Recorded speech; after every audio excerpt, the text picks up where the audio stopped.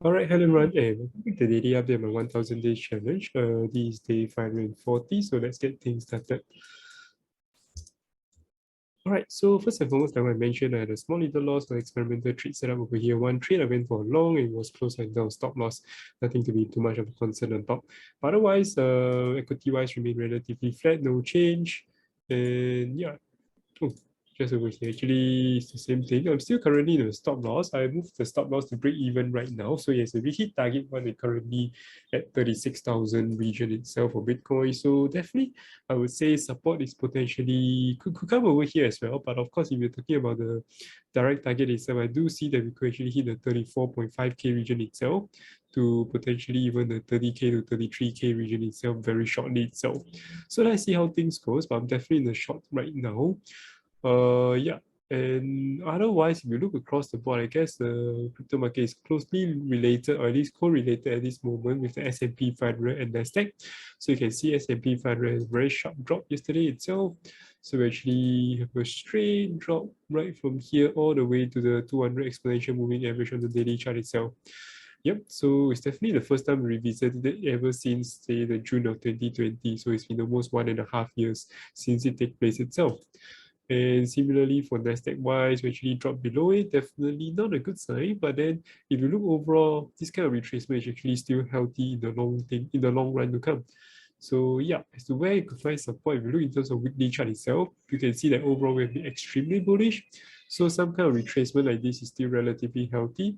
And I'm definitely looking towards to buy more towards the 13,500, even though it's the 12,000 mark, and definitely strongly near the 10,000 mark region itself.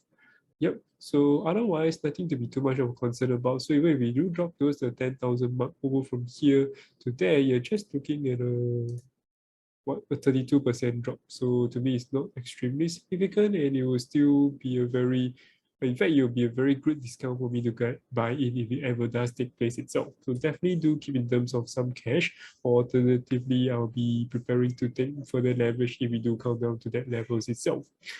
All right, so other than that, China market looks to be a little bit flat, nothing to be too much of a concern about. There could be further volatility towards the downside for ASHR next week, but other than that, nothing to be too much of a concern.